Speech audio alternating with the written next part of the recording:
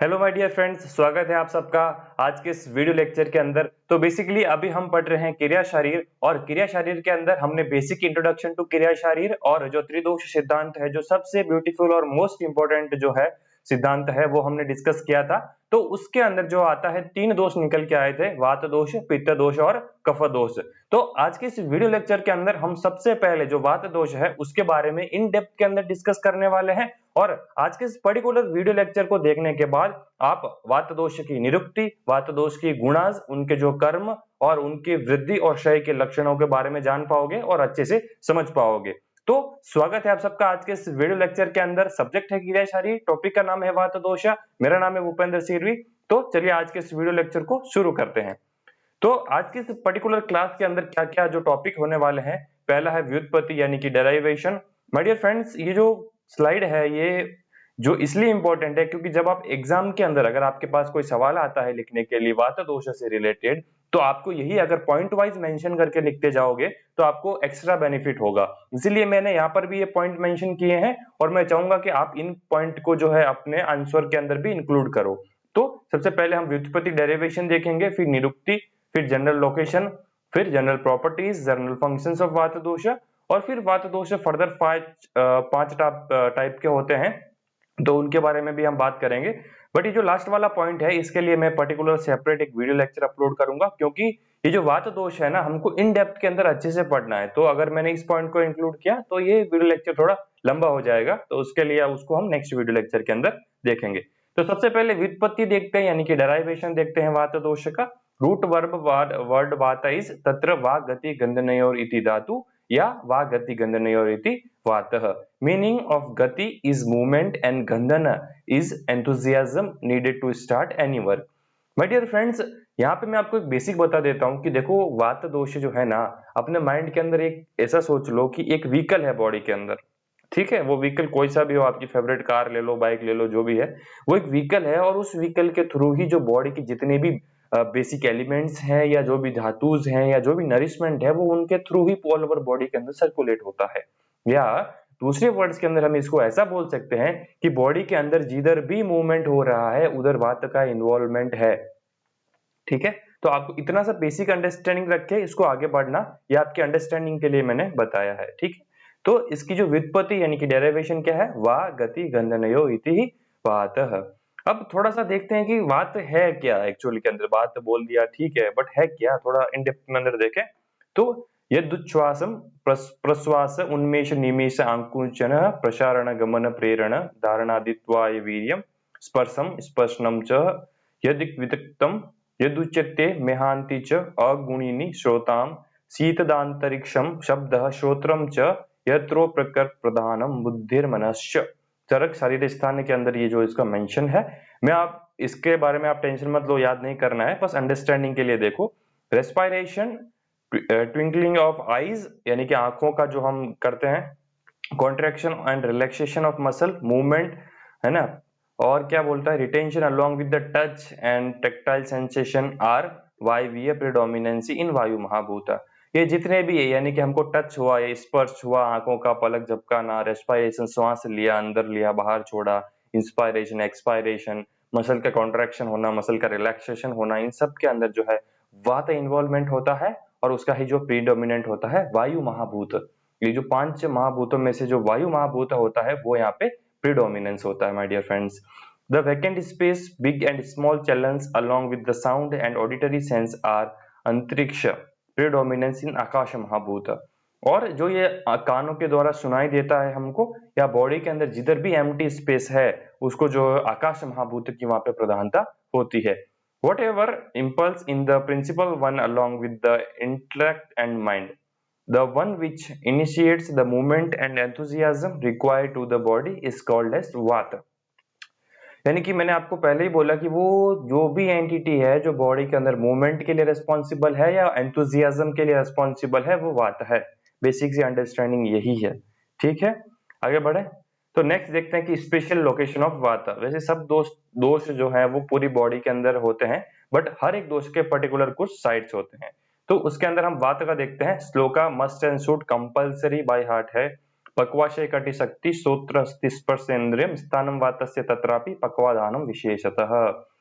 The specific site of वात is पक्वाशय। पक्वाशय को translated language के अंदर हम लार्ज इंटेस्टाइन बोल सकते हैं। कटि मतलब की सैक्रल रीजन, शक्ति मतलब की लोअर लिम्स, श्रोतो यानी कि ईयर, अस्थि मतलब की बोन्स एंड स्पर्श इंद्रियम, स्पर्श इंद्रिय मतलब की हमारी जो स्किन है वो। और इन सब में से भी जो पक्वाशय है यानी कि जो लार्ज इंटेस्टाइन है उसको जो है मेन यानी कि विशेष स्थान बोला जाता है। वात का मोस्ट इंपोर्टेंट फेवरेट क्वेश्चन है हर एक सवाल, हर एक टीचर का। तो ये जो मैंने डिफरेंट आचार्य यहाँ पे मेंशन किए हैं जिन्होंने जो है लोकेशन बताए हैं वाग्भट के अकॉर्डिंग, पक्वाशय, कटि, शक्ति, श्रोत्र, अस्थि एंड स्पर्शेंद्रिय वाग्भट जी के अनुसार है। चरक जी बोलते हैं क्या, पुरीषधान, कटि, शक्ति, वस्ति, अस्थि और पाद फीट के अंदर, और ये बोलते हैं श्रोणी और गुदा सुश्रुताचार्य।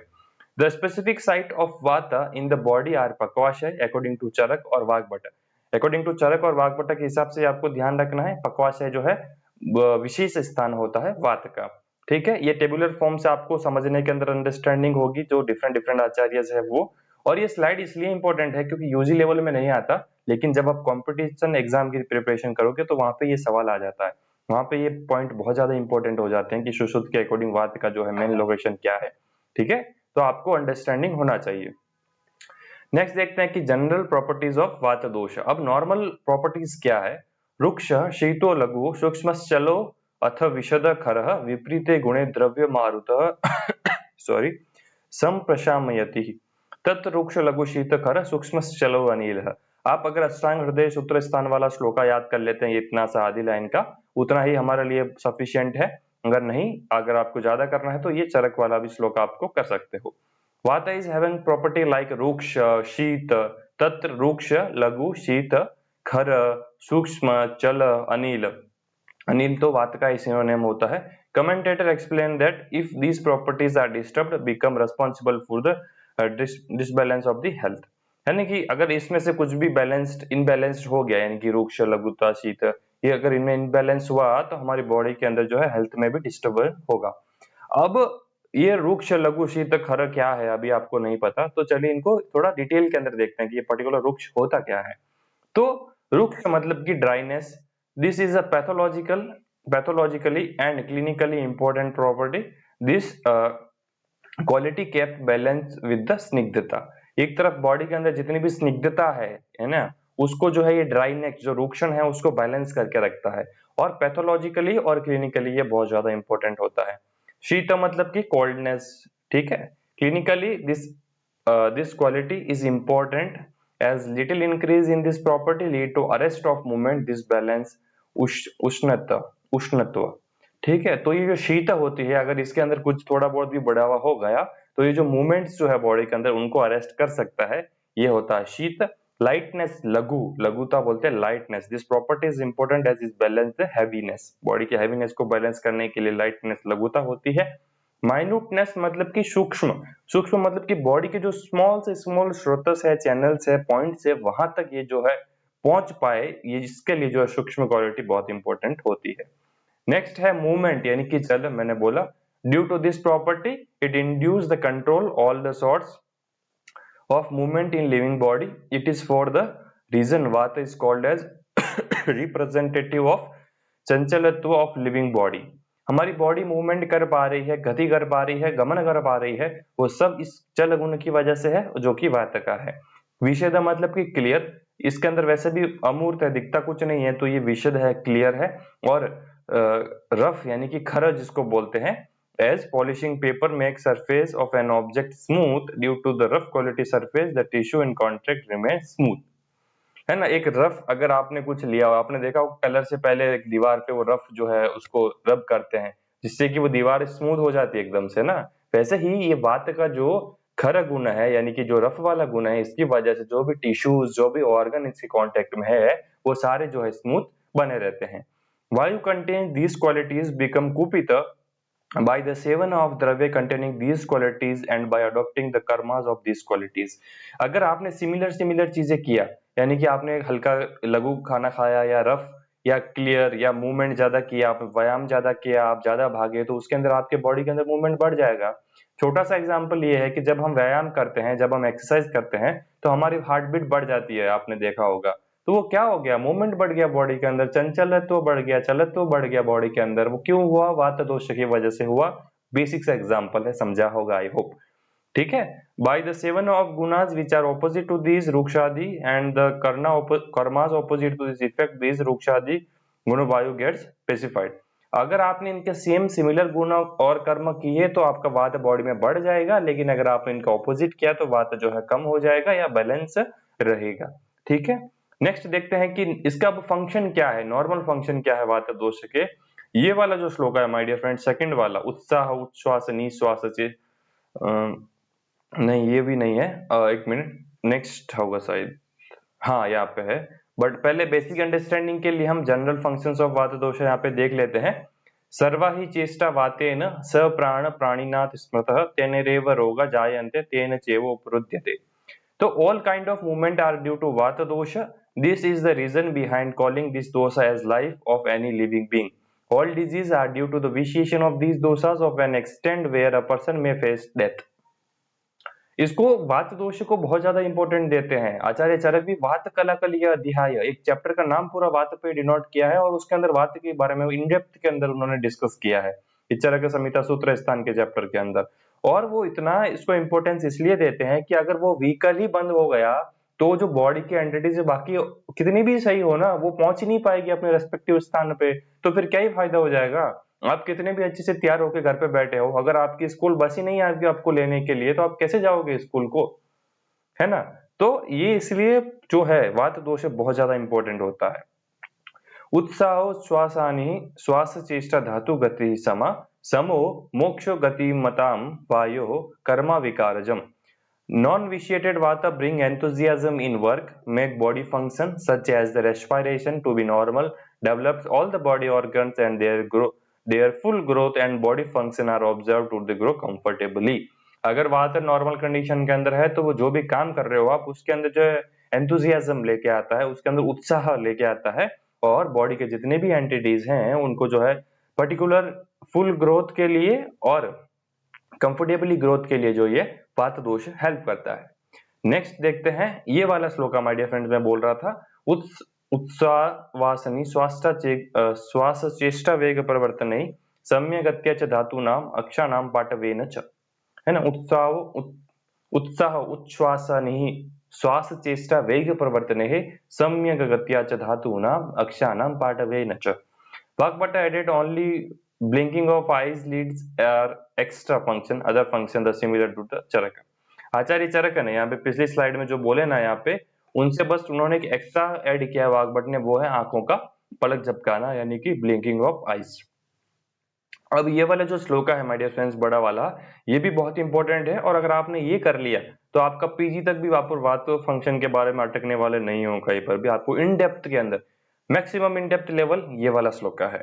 वायु तंत्र यंत्र दरह प्राण उदान समान व्यान अपान आत्मा प्रवर्तक चेष्टा नाम उच्च वाचा नाम नियता प्रणता च मन सर्वेन्द्रियाणाम उद्योजक सर्वेन्द्रियार्थ अभिवोड़ा सर्व शरीर धातु व्यूकर संधान करे शरीरस्य प्रवर्तको वाच प्रकृति स्पर्श शब्दयो श्रोत्र स्पर्शयोर मूलम हर्षो उत्साह यो योनि समीरणो अग्नि दोष संशोषणम क्षेप्तर बहिर्मलानाम स्थूलाणु श्रोतसाम संभक्ताम कर्ता गर्भाकृतिनाम आयुष्यो अनुवृत्ति प्रत्यय भूतो भवत्या कुपितः।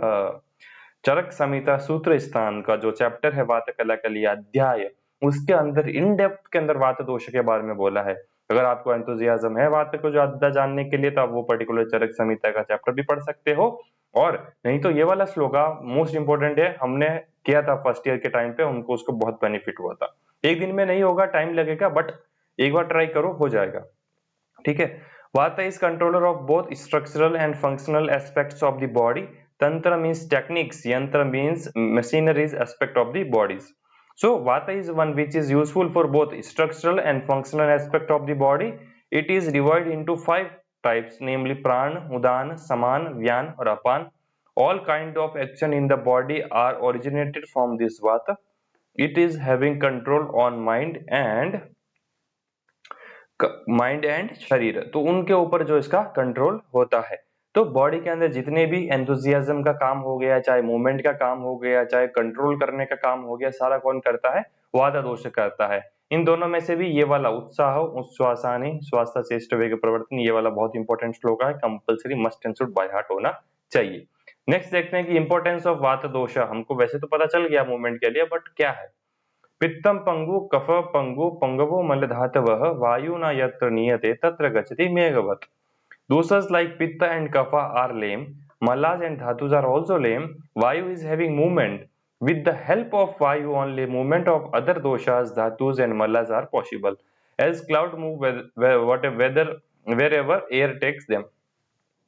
जिस प्रकार हवा जो होती है ना, एयर, वो जिधर भी जाती है बादल को अपने साथ उधर लेके चली जाती है ना, वैसे ही वात दोष ही जो होता है बॉडी के अंदर इकलौता जिसके पास चल क्वालिटी होती है, मूवमेंट करने की क्वालिटी होती है, तो इसके ऊपर ही बैठ के जो है पित्त और कफ मूवमेंट करते हैं या अपने पर्टिकुलर स्थान पे जाके अपना फंक्शन कर्म करते हैं, और धातु और मल जो है वो भी जो है इसके अकॉर्डिंग ही काम करते हैं। इसलिए जो है वात दोष को सबसे ज्यादा जो है इंपॉर्टेंस दिया है। ये वाला श्लोका भी इंपॉर्टेंस के लिए इंपॉर्टेंट है।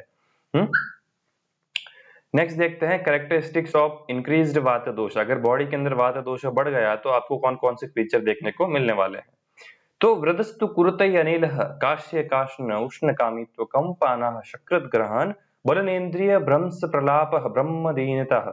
अष्टांग हृदय सूत्र स्थान के अंदर ये श्लोका मेंशन है। ये बोलता है कि व्हेन वाता बिकम्स वृद्धि produce emaciation, blackish discoloration, desire for the hot things, tremors, distension of the abdomen, constipation, loss of strength and loss of sleep, loss of sensory function, irrelevant speech and giddiness and timidity। तो ये जो सारे हैं यानी कि कार्श्य काष्ण उष्ण कंप अनाह शकृत ग्रहण बलनेन्द्रिय भ्रंश प्रलाप ब्रह्म दीनता, ये जो है कब दिखते हैं बॉडी के अंदर? जब वात बॉडी के अंदर बढ़ जाता है माय डियर फ्रेंड्स। ठीक है, इसके ऊपर एक नेक्स्ट स्लाइड आएगी, कंपैरेटिव इजी होगा, पर ये श्लोका कंपलसरी होता है। अगर वात कम हो गया, वात क्षय हो गया, तो उस कंडीशन अंदर क्या है? लिंग क्षीण्यानिले अंगस्य साधो अल्पभाषिते कहितम संज्ञानस्त श्लेष्म वृद्धिरामय संभवः। फीचर ऑफ डिक्रीज वाता आर फिजिकली डिएबिलिटी, जनरल जो है malaise, patient hates to talk or speak less, poor sensory functions and features of kapha doshas वृद्धि आर seen। बॉडी के अंदर अगर वात का क्षय हो गया तो क्या होगा? ये जो लक्षण हैं वो सारे होने वाले हैं। अब इसके ऊपर जो है मैंने कंपैरेटिव, वो सब ठीक है श्लोका करने के लिए इंपॉर्टेंट है, बस ये जो स्लाइड है वो सबसे ज्यादा इंपॉर्टेंट है। क्यों? क्योंकि इसके अंदर मैंने जो है एक साथ टेबल बना के यहाँ पे पूरा आपको लिख कर दिया है, और मैं आपको बोलूंगा कि आप भी अपने नोट्स के अंदर ये टेबल बना के रखो। उसको क्या होता है, लास्ट मोमेंट पे रिवीजन करने में भी इजी रहता है, और अंडरस्टैंडिंग के purpose of point of view से भी इंपॉर्टेंट होता है। तो अगर बात तब बढ़ गए, ये सारे वृद्धि है, ये क्षय है, कार्श्य काष्ण उष्ण कामित्व कंप अनाह शकृत गणन। अब माय डियर फ्रेंड्स, ये तो ये वाले हैं, जब आप लिखोगे एग्जाम में तो ऐसे लिखना, बट इनके जो ट्रांसलेटेड वर्ड्स हैं वो ये रहा। देखो, कार्श्य मतलब कि इमाशिएशन, काष्ण मतलब कि ब्लैकिश डिस्कलरेशन, उष्ण कामित्व मतलब कि unwanted movement of body trimmers, कंप मतलब कि क्रिमर्स, उष्ण कामित्व desire for heat, Ana decrease हो जाती है स्ट्रेंथ के अंदर, और अगर आप शकृत ग्रहण बोलो तो कॉन्स्टिपेशन हो जाता है ना। तो इन सारों का जो ट्रांसलेटेड है वो इधर आपको देखने को मिलेगा, जिससे आपकी अंडरस्टैंडिंग में अभी के लिए हेल्प होगी। और क्षय लक्षण में आता है अंगसाद अल्प भाषण संज्ञा मोह श्लेष्म वृद्धि लक्षण, यानी कि कफ के बढ़ने के लक्षण जो है वो वात क्षय के अंदर आते हैं। ठीक है, अंगसाद debility of body, person speaks very little, does very little activity, loss of sensation, all kind of the things are comes under the vata kshaya conditions, vata kshaya lakshanas। वात का और कफ का माय डियर फ्रेंड्स उल्टा relation होता है, inversely proportional relation होता है। ठीक है, तो अगर वात बढ़ा तो कफ बॉडी के अंदर कम हो जाएगा, और अगर कफ बढ़ा तो वात बॉडी के अंदर हमारे कम होने वाला है। ठीक है, तो ये वाली जो स्लाइड है मोस्ट इंपोर्टेंट स्लाइड है माय डियर फ्रेंड्स, और इसको आप ऐसे ही याद करके रखो। श्लोका एक बार याद नहीं हुआ इनिशियल स्टेज के अंदर, उतना टेंशन की बात नहीं है, लेकिन अगर आपने इस तरीके से अगर वर्ड्स भी लिख दिए ना तो भी आपको एग्जामिनर पूरे मार्क्स दे देगा। तो माय डियर फ्रेंड्स, आज के इस पर्टिकुलर वीडियो लेक्चर के अंदर हमने वात को इन डेप्थ के अंदर देखा, उसके लोकेशन प्रॉपर्टीज के बारे में डिस्कस किया, और मैं आपको जो है कंपैरेटिव अभी यूजी के लिए नहीं बट मैं आपको कॉम्पिटिटिव एग्जाम से रिलेटेड भी जो है इसके अंदर पॉइंट बताते जा रहा हूँ, टेबुलर में आपको दे रहा हूँ, जाकि आप जो है हर एक स्टूडेंट से 2 कदम आगे रहो, ऐसी मेरी इच्छा है। और आपको अगर ये वीडियो लेक्चर सीरीज अच्छे लगते हैं, हेल्पफुल लगते हैं, तो प्लीज जो है इनको लाइक करो, चैनल को सब्सक्राइब करो और अपने फ्रेंड्स के साथ शेयर करो। ठीक है, मैं मिलूंगा आपको नेक्स्ट ऐसे ही इंटरेस्टिंग वीडियो लेक्चर के अंदर। तब तक के लिए keep watching BMS talk, keep studying and keep smiling.